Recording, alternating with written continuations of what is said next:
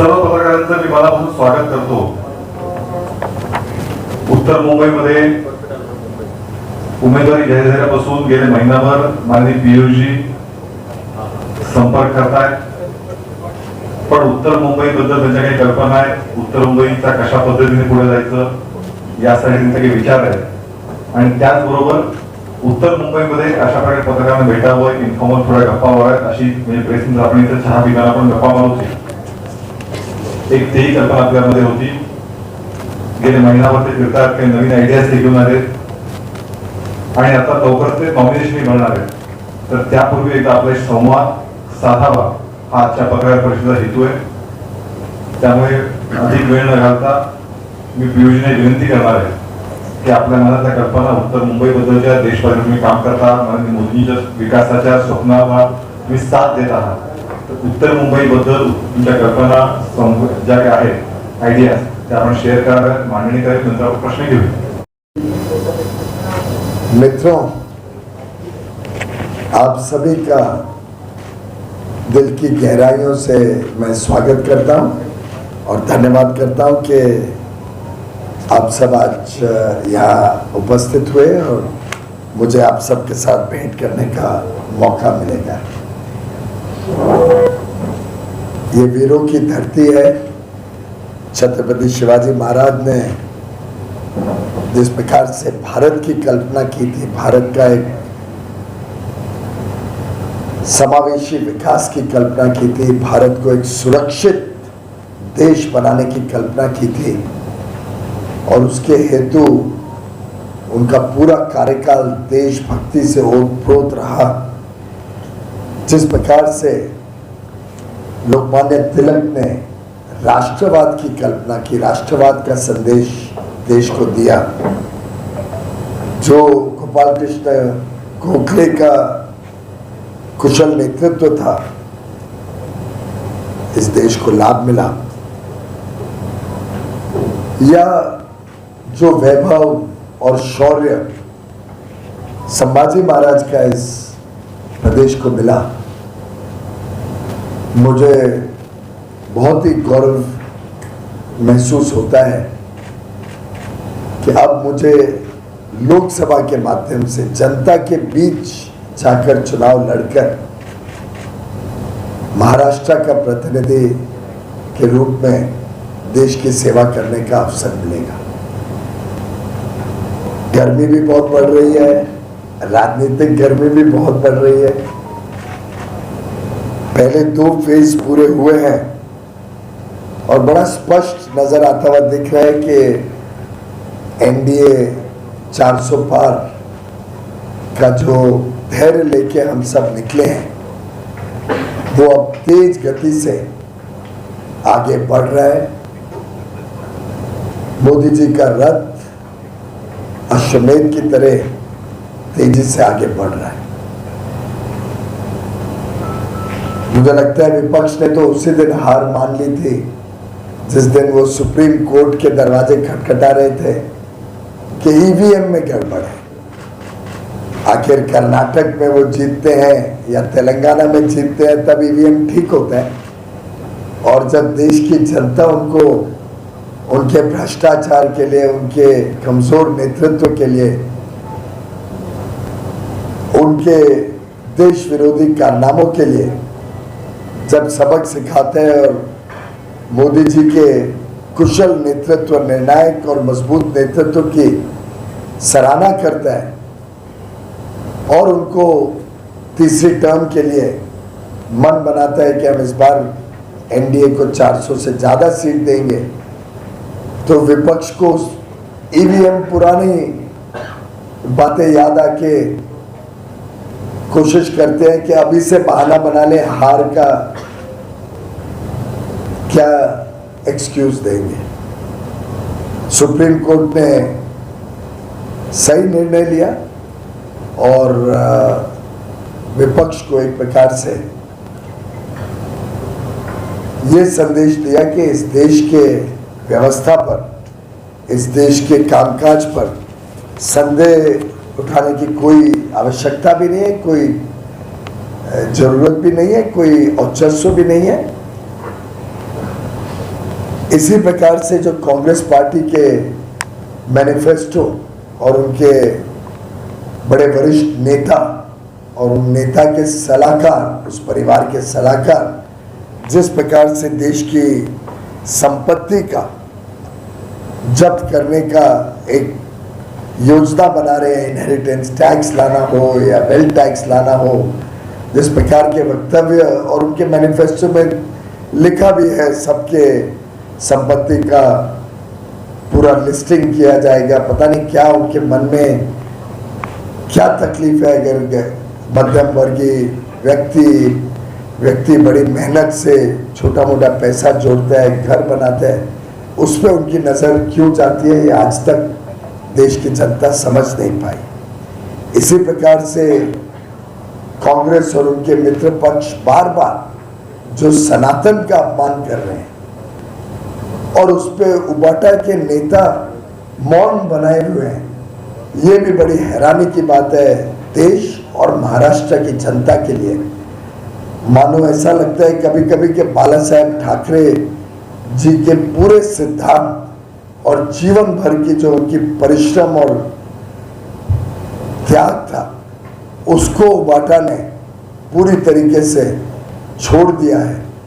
हिंदुत्व के साथ अन्याय कर रहे हैं और हिंदुत्व के लिए लड़ने वाले सभी सैनिक आज एकनाथ शिंदे जी के साथ जाने का शायद सबसे बड़ा कारण उबाटा ने हिंदुत्व का जो त्याग कर दिया है और जिस प्रकार से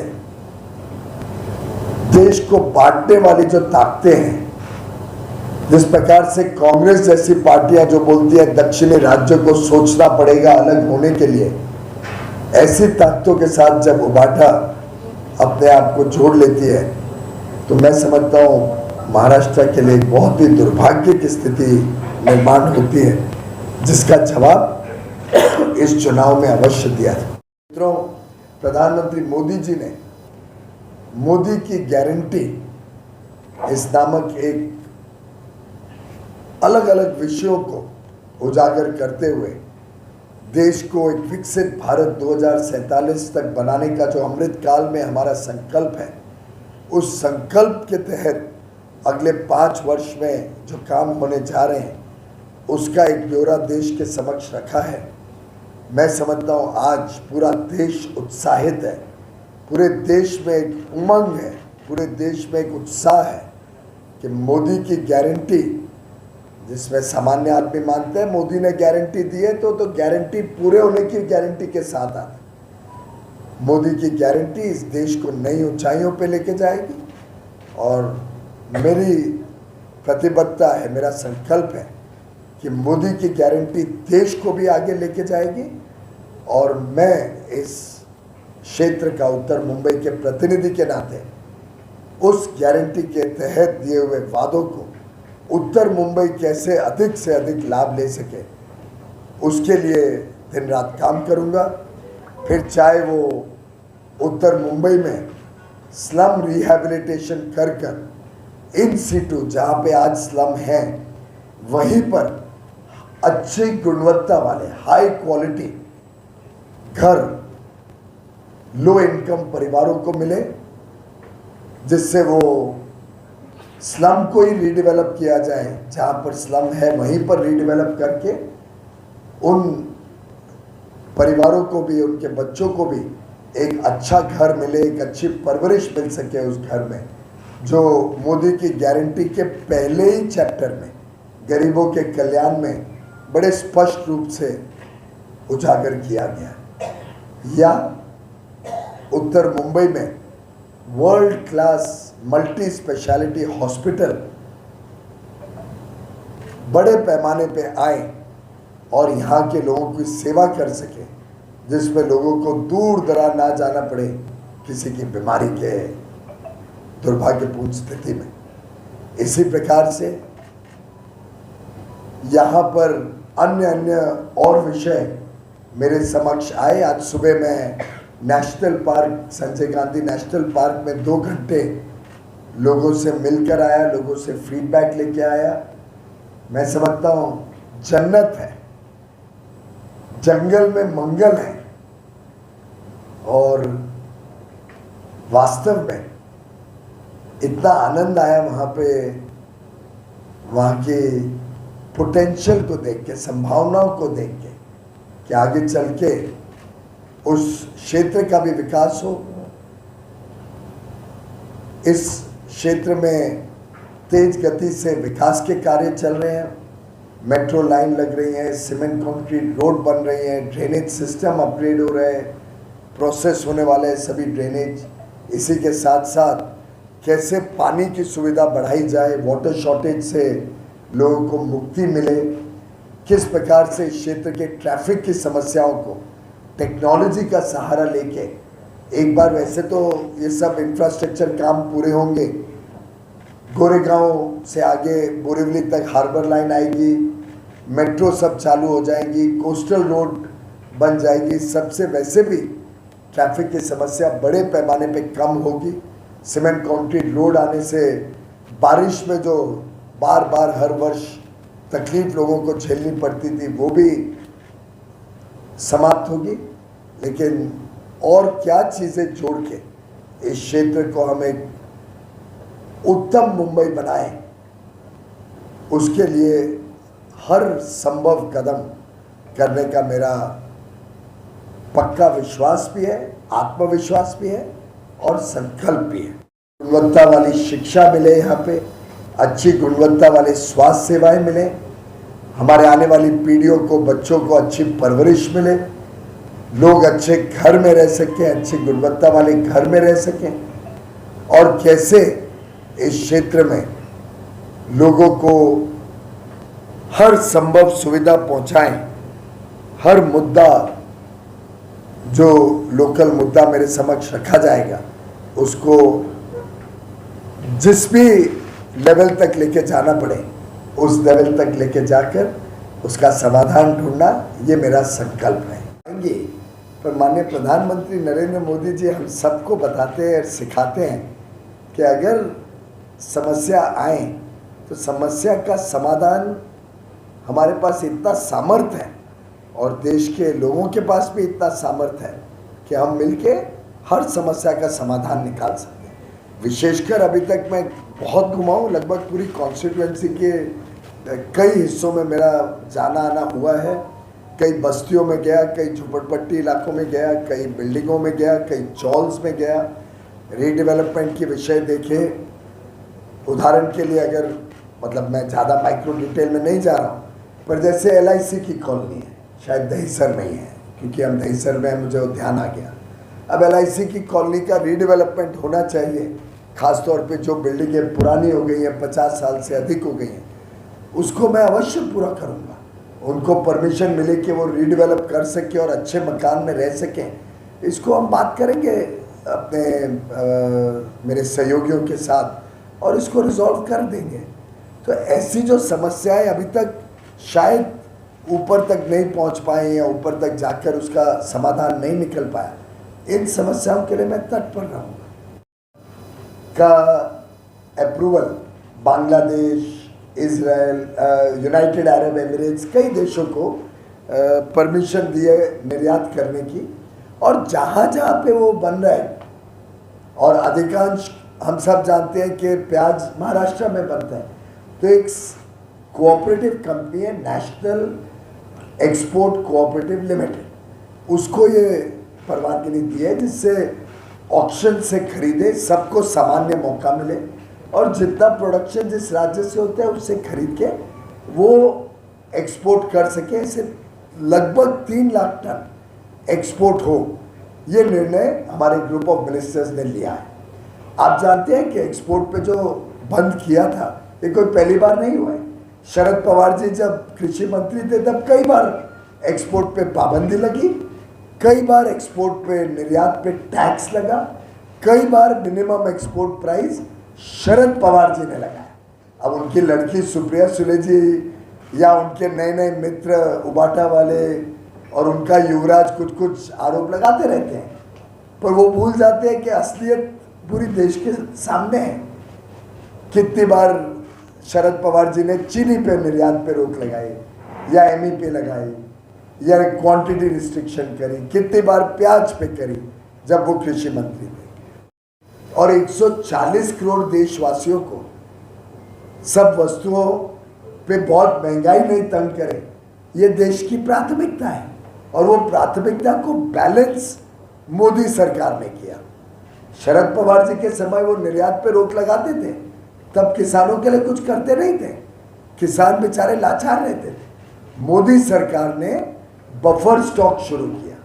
मोदी सरकार ने पिछले साल तो 7 लाख टन, पहले तो 2 लाख टन, फिर बढ़ा के 5 लाख, फिर लगा किसानों को और सहूलियत चाहिए तो 7 लाख, जिसके कारण किसानों को सही दाम लगभग पूरे साल भर मिलता रहा। आज भी इसी दिन पिछले साल जो दाम था प्याज का किसानों को मिलता था, आज के दिन उसका 2 गुना दाम किसानों को मिल रहा है। एक म्हणजे जय महाराष्ट्र, सुनील माडे तुमचा मतदार पण आहे इथला आणि इथला पत्रकार म्हणून एक प्रश्न आहे की तुमचं जे नाव जेव्हा डिक्लेअर झाल्यानंतर सामान्य मतदारांच्या मनात हा प्रश्न आहे की तुम्ही कॉर्पोरेट वरच्या लेवलला काम केलेलं, तुम्ही आम्हाला उपलब्ध कसे होणार, हा सगळ्या सामान्य मतदारांमध्ये जेव्हा तुम्हाला लागतो जब एमपी बनता है तो 6 महीने तो व्यक्ति को वैसे ही पार्लियामेंट के लिए दिल्ली में रहना ही पड़ता है ना। तब क्या होता है, जब नागपुर में विधानसभा का सेशन होता है तो क्या एमएलए विधानसभा के लिए नागपुर नहीं जाते? नहीं। और एक मिनट भाई साहब, आपने प्रश्न पूछा, मुझे जवाब तो देने। 75 मंत्री हैं देश भर में, देश चलाने के लिए मंत्री तो लगते ही हैं। और देश में एक व्यवस्था है, एमपी भी है, मेरे 7 विधायक हैं इस क्षेत्र में, 5 असेंबली में, प्रवीण दरेकर और भाई गिरकर विधान परिषद में 7 विधायक हैं, हमारे 24 नगर सेवक हैं। हमारी इतनी मजबूत या ताकत है पार्टी की, शिवसेना हो, राष्ट्रवादी हो, बीजेपी हो, आरपीआई अठवले ग्रुप हो, अब मन से भी हमारे साथ आ गया है, रसपा हो, हमारी तो एकदम मजबूत, विश्व की सबसे बड़ी पार्टी भाजपा है। और हमारे यहाँ का पार्टी संगठन, इसको तो हम बाल किला मानते हैं। तो हमारे यहाँ तो पूरी संगठन, सरकार, कॉरपोरेशन हो, राज्य सरकार हो, केंद्र हो, सबकी ताकत साथ में लगती है। और मेंबर ऑफ पार्लियामेंट का दायित्व साथ में होते हैं, कलेक्टिव होता है सबके साथ। तो उपलब्ध, और आज के टेक्नोलॉजी के ज़माने में तो हम 24 घंटे उपलब्ध रहते हैं। 24 घंटे टेक्नोलॉजी के माध्यम से कनेक्टिविटी मिलती है सभी को, चाहे वीडियो कॉन्फ्रेंसिंग हो, चाहे मोबाइल हो, व्हाट्सएप हो, फेस टाइम हो, सोशल मीडिया है 24 घंटे। तो मैं समझता हूँ ये प्रचार कुछ लोगों ने कोशिश किया था, पर जितना मैं घुमा हूँ पूरे क्षेत्र में, यहाँ की जनता बड़े खुश है। जनता के ध्यान में आए कि आज के पहले जो काम कभी हो नहीं पाए हैं, अब हमारे आदिवासी भाई बहन रहते हैं संजय गांधी नेशनल पार्क में, उनकी समस्याओं को इतने सालों में तो हल नहीं हो पाया। अब मैंने ऑलरेडी दिल्ली में पता लगाया कि ये कैसे होगा कि हमारे आदिवासी भाई बहनों के साथ इतने सालों से उनकी समस्याओं का समाधान नहीं हुआ, हम उसका समाधान लाएंगे। इसी प्रकार से कई, ये LIC का मैंने उदाहरण दिया, अब इतने साल में हो पाया था क्या? लेकिन मेरे आने के बाद मैं विश्वास दिलाता हूँ कि इसको मैं हल करके उनको रीडेवलपमेंट की परमिशन दिला पाऊंगा। त्यांच्यापर्यंत अजून ते सेवा असलेल्या काही इतर गोष्टी ते पोहोचले नाही। याच्या आधी ते खासदार होते की मग तुमच्याच पक्षाचे होते, मग त्यांच्याकडून काय ते अक्षम होते? उन्होंने बहुत मेहनत की, बहुत बढ़िया काम किया, लगातार आदिवासी भाई बहनों के लिए वो कर्मठ कार्यकर्ता और नेता के रूप में अलग अलग सुविधाएं वहां पहुंचाने के लिए काम करते रहे। काफी चीजों का समाधान हुआ, कुछ चीजें हैं जो अभी नहीं हुई हैं, जो शायद और ज्यादा मेरे इंटरवेंशन से मैं जल्दी कर पाऊंगा। जैसे मैंने आज जब विजिट किया तो मैंने लेक देखे, तो मेरे ध्यान में तुरंत आया कि हमने अगर लेक की ड्रेजिंग करी तो लेक की कैपेसिटी बढ़ जाएगी, तो मुंबई की पानी की समस्या भी सॉल्व होगी। मोदी जी के साथ 10 साल काम करके जो सबसे बड़ा लाभ हुआ है कि मोदी जी की सोच कभी वन ट्रैक नहीं होती है, मल्टी डायमेंशनल होती है। जब वो डायरेक्ट बेनिफिट ट्रांसफर किया उन्होंने, तो उनकी सोच कितनी मल्टी डायमेंशनल थी कि गरीबों को, राजीव गांधी जी कहते थे 100 रुपए बेचता हूँ, 15 रुपए पहुंचते हैं, बाकी तो कांग्रेस के भ्रष्टाचारी लोग और बिचौली और दलाल खा जाते हैं। पर उसका समाधान निकाला क्या कांग्रेस ने? कभी इतने साल सरकार में रहे, 55-60 साल कांग्रेस रहे, समाधान नहीं निकाला। मोदी जी ने उसका समाधान पहले ही 2 वर्ष में निकाला। पहले ही वर्ष में जनधन अकाउंट खोले और आज तो 50 करोड़ जनधन अकाउंट हो गए। पहले ही वर्ष में डिजिटल इंडिया लॉन्च किया जिससे देश के कोने कोने तक मोबाइल फोन चले। पहले ही वर्ष में आधार के ऊपर बल दिया, जो पहले चिदम्बरम साहब और प्रणब मुखर्जी जी आपसी झगड़े में आधार लागू ही नहीं कर पा रहे कि चिदम्बरम जी को अलग रजिस्टर बनानी थी, प्रणब दा आधार कार्ड के लिए कोशिश कर रहे थे। प्रणब दा सही थे पर चिदम्बरम साहब का ईगो बीच में आ गया, उन्होंने बनने ही नहीं दिया आधार का सिस्टम। नंदन नीलेकनी जी कांग्रेस के प्रत्याशी थे 2014 में, नंदन नीलेकनी कांग्रेस के प्रत्याशी, फिर भी मोदी जी कभी पक्षपात नहीं करते। अच्छा लगा उनको, बात आइडिया अच्छी लगी, नंदन नीलेकनी ने प्रेजेंटेशन दी, उन्होंने मेरे पास भेजा, आर.एस. शर्मा उस समय थे और नंदन नीलेकनी, कि तुम प्रेजेंटेशन देखो, ये जो बात कर रहे हैं इसमें दम लगता है। और मैंने जब देखा और मेरे बाकी सहयोगी मंत्री अरुण जेटली जी, अमित शाह जी तब पार्टी के अध्यक्ष थे, सबको लगा कि इसमें दम है, तो हमने ये प्रेस्टीज इशू नहीं बनाया कि ये नंदन नीलेकनी ने बनाया। हमने जनधन अकाउंट, आधार और मोबाइल टेक्नोलॉजी, डिजिटल टेक्नोलॉजी, तीनों का साथ लेकर डीबीटी शुरू किया। और देखिए आज 30 करोड़ से अधिक डायरेक्ट बेनिफिट ट्रांसफर से बिना 1 रुपए भ्रष्टाचार लोगों के खाते में सीधा पैसा गया है, जिसका कितना बड़ा सौगात गरीबों को मिला और कितना आप सबको भी समाधान हुआ कि आपके टैक्स का दिया हुआ पैसा सदुपयोग हुआ गरीबों के कल्याण में, बजाय के भ्रष्टाचारियों के जेब में गया। इसका आनंद आपको भी आता होगा कि नहीं, कि आपके दिए हुए टैक्स से गरीबों का कितना कल्याण हुआ है। हाँ, थोड़ा जोर से। नारायण राणेंच्या आव्हानाच्या नंतर उद्धव ठाकरे यांची पहिली सभा, प्रचाराची विधायक संसद पहिली सभा आहे, त्यावर कसं पाहता? क्या है? राणे साहब के यहाँ जोर से बोलो या तो नजदीक आके बोलो। क्या है? नारायण राणे नहीं तो माइक कह दो, सुनाई देगा। नारायण राणे यांची नहीं यार त्यांची कोकणात होता विनायक राऊतांच्या प्रचाराची पहिली सभा होत आहे। उद्धव ठाकरे तिकडे उद्या असणार आहे। उसमें मुझे क्या कमेंट करना है, तो राजनीति है और लोकतंत्र है, अवश्य उन्होंने सभा करनी चाहिए। चुनाव हार जाएंगे उबाटा के उम्मीदवार और नारायण राणे प्रचंड बहुमत से जीतेंगे तो सबको पता चल जाएगा कि उबाटा की क्या हालत है। और लोकप्रियता उनकी इतने नादिर पे, इतने नीचे है कि आजकल झूठे प्रचार के अलावा उनके पास कुछ राय नहीं है। कांग्रेस और शिवसेना, उबाटा ग्रुप, ये दोनों झूठे प्रचार के अलावा उनके पास कुछ बचा ही नहीं। सगळ्यांना संधी देऊ, एक विचारा, मग तुम्ही न्यूज जी, Jatashankar Singh, Metro India News से। मैं यहाँ का वोटर भी हूँ और मेरे क्वेश्चन आपसे है, आप रेलवे मंत्री भी रह चुके हैं, केंद्र सरकार में भी हैं। यहाँ रेलवे की समस्या है, लगभग 10,000 लोगों को नोटिस रेलवे द्वारा जारी हुई है। वन विभाग के लोगों ने पैसा भरा है शिफ्टिंग के लिए, उनकी शिफ्टिंग नहीं हुई है। फॉरेस्ट एंड लैंड का है, सीआरजेड का इशू है। केंद्र सरकार स्वाभाविक रूप से मैंने कहा ना पहले भी कि विषय तो रहेंगे, पर विषय का समाधान निकालने के लिए तो मैं आ रहा हूँ और मैं पक्का, मेरा आत्मविश्वास भी है और संकल्प भी है कि इन सब विषयों के ऊपर गंभीरता से कार्रवाई करें और इसका हल निकालें।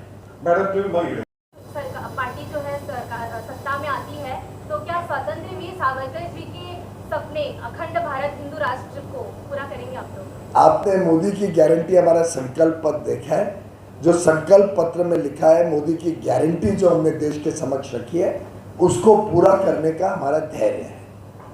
राकेश राकेश त्रिवेदी, टाइम्स नाउ नवादा से। सवाल सब में 2 सवाल जुड़े हुए आपस में लिंक है। सवाल है कि वायनाड में मतदान हो गया, अब राहुल गांधी जो है वो अमेठी रायबरेली डिसाइड नहीं कर पाए। दूसरी बात है कि शायद अब राम मंदिर भी जाएंगे क्योंकि दक्षिण भारत में चुनाव हो चुके हैं। और इसी से जुड़ा हुआ सवाल, क्या आप चुनौती देना चाहिए कि राहुल गांधी उत्तर मुंबई से आपके सामने चुनाव लड़ेंगे? मजा आ जाएगा। मैं तो 100% आप सबके माध्यम से चुनौती देना चाहूँगा। मैं खुले दिल से स्वागत करूँगा। राहुल गांधी जी मेरे क्षेत्र में आए, उत्तर मुंबई में, और लड़े।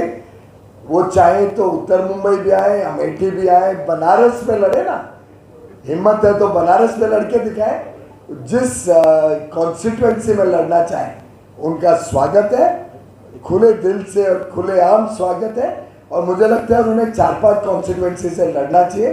कोई शायद तुक्के में एक आध आ जाए कि वायनाड से तो हार रहे हैं, और मेरी बहन स्मृति ईरानी जी उनको अमेठी से इतनी बुरी हार दिलाएंगी इस बार कि फिर वो पार्लियामेंट में तो आने का सवाल नहीं है, पर वो जनता के बीच में जाने लायक नहीं है।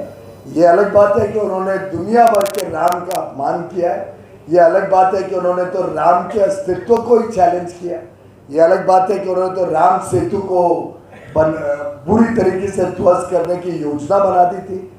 ये अलग बात है कि वो चुनाव आते हैं तो उनको शिव जी भी याद आते हैं, महादेव भी याद आते हैं और प्रभु श्री राम भी याद आते हैं। अच्छी बात है, कभी तो याद आते हैं, नहीं तो इटली बैठे रहते हैं या अलग अलग देश दुनियाओं में घूमते फिरते रहते हैं। पर कम से कम चुनाव के दिनों में भी अगर उन्हें भगवान राम आ जाए याद, तो देश का भला ही होगा उसमें। और प्रभु श्री राम इतने उदार दिल के हैं कि जो भक्त उनके पास जाते हैं वो उनका स्वागत करते हैं।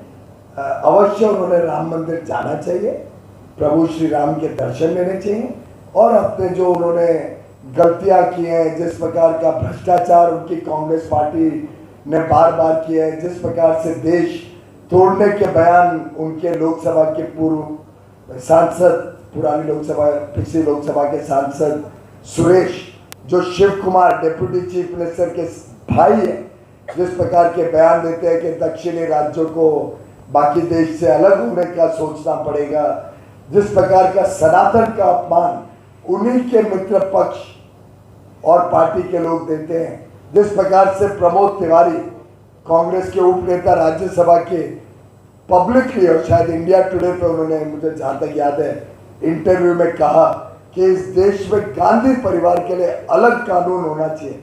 इस प्रकार की जिस सोच क्या वो नेतृत्व करते हैं, उसके लिए अवश्य प्रभु श्री राम से उन्होंने क्षमा भी मांगी।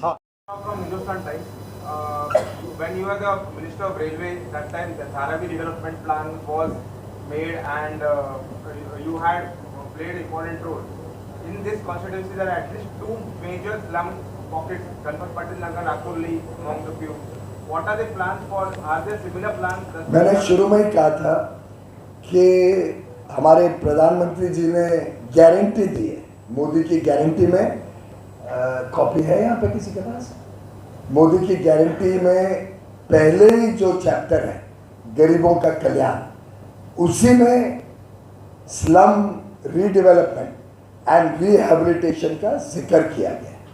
और मोदी की गारंटी पूरा देश जानता है, गारंटी पूरे होने की गारंटी के साथ आता है। हमारे 2014 का मैनिफेस्टो देख लो, 2019 का संकल्प पत्र देख लो, हमने अधिकांश सभी चीज़ों में सफलतापूर्वक काम किया है। तो मेरा मानना है कि प्रधानमंत्री मोदी जी ने जो 3 करोड़ प्रधानमंत्री आवास योजना के तहत अधिक घर, 4 करोड़ परिवारों को मुफ्त में घर हम दे चुके हैं, उसके अलावा 3 करोड़ परिवारों को प्रधानमंत्री आवास योजना में और 3 करोड़ परिवारों को मुफ्त में अच्छे गुणवत्ता वाला पक्का घर देने का वादा दिया है, वो भी पूरा होगा। साथ में स्लम रिहेबिलिटेशन करके उसी स्थान पे जहाँ स्लम है वहाँ रीडेवलप करके स्लम के मेरे परिवारजनों को भी एक अच्छी गुणवत्ता वाला हाई क्वालिटी हाउस सभी लो इनकम फैमिलीज को मिले, ये भी गारंटी जो उसमें दी गई है, इस दोनों को पूरा करने का हम काम करेंगे। गोविंद राहुल गांधी कांग्रेस कह रही है जी आज होते तो कितना परेशान होते हैं कि जिस पार्टी ने हिंदुत्व का बार बार अपमान किया, जिस पार्टी ने इस देश में इमरजेंसी थोपी और कॉन्स्टिट्यूशन की धज्जियां उड़ा दी थी, जिस परिवार ने इस देश में पता नहीं कितने बार, शायद सैकड़ों बार आर्टिकल 356 के तहत सरकारें, राज्य की सरकारें ध्वस्त कर दी। यहां तक कि अगर कोई मुख्यमंत्री ने एयरपोर्ट पे, आपको याद है ना वो किस्सा, आंध्र प्रदेश का था मेरे ख्याल से, छोटी सी भूल के लिए उन्होंने वहां की माओ सरकार को निकाला। जिस प्रकार से बार बार अपमान किया है बाबा साहेब आम्बेडकर की दिए हुए भारत के पवित्र संविधान का, वो पार्टी के कहने पे इस देश की जनता कोई विश्वास नहीं करे। इस देश की जनता को पता है कि भारत का संविधान अगर सुरक्षित है तो वो मोदी जी के हाथों में सुरक्षित है। इस देश के लोगों को, विशेषकर हमारे दलित भाई बहनों को पूरा विश्वास है कि अगर बाबा साहेब का इज्जत किसी ने की तो प्रधानमंत्री नरेंद्र मोदी ने। उनको भली बात आज भी याद है कि बाबा साहेब अम्बेडकर को भंडारा में हराने के लिए एड़ी चोटी का जोड़ लगाने वाले इसी परिवार के जवाहरलाल नेहरू थे और कांग्रेस पार्टी। उन्हें भली बात याद है, इसी मुंबई शहर में बाबा साहेब अम्बेडकर को हराने के लिए नेहरू जी ने और गांधी परिवार ने, नेहरू गांधी परिवार ने और कांग्रेस पार्टी ने कोई कसर नहीं छोड़ी। उन्हें भली बात याद है कि भारत रत्न कभी कांग्रेस ने नहीं दिया बाबा साहेब अम्बेडकर। उनको भली बात ध्यान में है कि 5 तीर्थ की जो डेवलपमेंट की वो प्रधानमंत्री मोदी जी ने की। उनको भली बात अवगत है कि जो क्षेत्र में आज देख रहा हूं, वस्त्र विभाग टेक्सटाइल्स, उसकी एनटीसी की इंदू मिल प्रधानमंत्री नरेंद्र मोदी ने उपलब्ध कराई, जिसमें एक भव्य स्मारक बाबा साहेब अम्बेडकर के लिए बन रहा। हमारे दलित भाई बहन जानते हैं कि जहां पे बाबा साहेब अम्बेडकर लंदन में रहते थे, यूके में, उस जगह को खरीदने का काम बीजेपी मोदी सरकार ने किया और उसको एक स्मारक बनाया। तो मैं समझता हूं बाबा साहेब अम्बेडकर का बार बार अपमान जो कांग्रेस ने किया है, उसका मुंह तोड़ जवाब इस देश की जनता कांग्रेस और उनके मित्र पक्ष को इस बार देने जा रही है। और हमारी 400 पार जो सीटें एनडीए की आ रही हैं, ये स्पष्ट रूप से 2 चरण चुनाव के बाद दिखता है। सीओडी की यहाँ पर बहुत बड़ी एक फैक्ट्री है, जिसकी वजह से, सॉरी फैक्ट्री नहीं है, सीओडी डेपो है, जिसकी वजह से ऑर्डिनेंस है, इसकी वजह से पूरे बोरीवली, कांदीवली और मलाड उसके ईस्ट एरिया की बहुत बड़ी जो लैंड है, जिसका रीडेवलपमेंट, बिल्डिंग का रीडेवलपमेंट, स्लम रीडेवलपमेंट अटका हुआ है और कई सारे सांसदों ने प्रयत्न किए लेकिन हो नहीं पाया। तो आपके पास शायद इसीलिए प्रधानमंत्री मोदी जी ने आप सबके पास मुझे भेजा है। मुझे आज वो याद आता है जब माननीय प्रधानमंत्री जी बनारस गए थे, और आप में से कुछ पत्रकारों को भी शायद याद होगा, मोदी जी ने उस समय एक बड़ा इमोशनल होके एक वाक्य इस्तेमाल किया था, मुझे गंगा माँ ने बुलाया, मैं ना यहाँ आया हूँ ना मुझे किसी ने बुलाया है, मुझे तो माँ गंगा ने। तो शायद हो सकता है यहाँ की जनता की आवाज होगी कि मुझे यहाँ बुलाया गया। महाविकास आघाड़ी के कांग्रेस के नेताओं की नाराजगी अभी खत्म नहीं हुई है और वो आघाड़ी तो पता नहीं कितनी है नहीं है, वो तो आप देख लीजिए। आप देखिए पश्चिम बंगाल में आपसी झगड़े कितने हैं। ममता बनर्जी जी इंडिया अलायंस की सदस्य हैं, लेकिन उन्होंने एक भी सीट भी नहीं। आपस में कांग्रेस और तृणमूल कांग्रेस झगड़ रहे हैं। आपने अभी अभी केरल में बयान देखे, पिनरई विजयन जी ने जो जम के राहुल गांधी जी का पर्दाफाश किया है और कांग्रेस की नाकामियां और उनके व्यवहार के बारे में जो वक्तव्य दिए हैं, उससे आपको, और जो कांग्रेस ने सीपीएम, सीपीआई, फॉरवर्ड ब्लॉक, जो पूरा लेफ्ट फ्रंट है, उन सब पार्टीज के बारे में वक्तव्य दिए हैं। आम आदमी पार्टी पंजाब में कैसे लड़ रही है एक दूसरे से, आधी तो कांग्रेस छोड़ के भी चली गई कांग्रेस पार्टी को। दिल्ली में अलायंस करने की कोशिश की है, लेकिन उसमें भी कांग्रेस के लोग बुरी तरीके से बदनामी हुई है कांग्रेस की, दिल्ली के कांग्रेस की।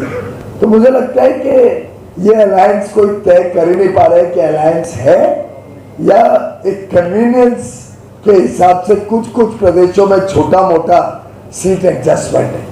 आज के दिन इंडिया अलायंस एक सीट एडजस्टमेंट मात्र बन के रह गई है, जबकि प्रधानमंत्री नरेंद्र मोदी जी के नेतृत्व में केंद्र में और माननीय एकनाथ शिंदे जी हमारे मुख्यमंत्री और देवेंद्र फडणवीस और अजीत पवार जी दोनों उप मुख्यमंत्री के नेतृत्व में एक डबल इंजन की दोनों सरकारें देश की और महाराष्ट्र की सेवा में जुटी।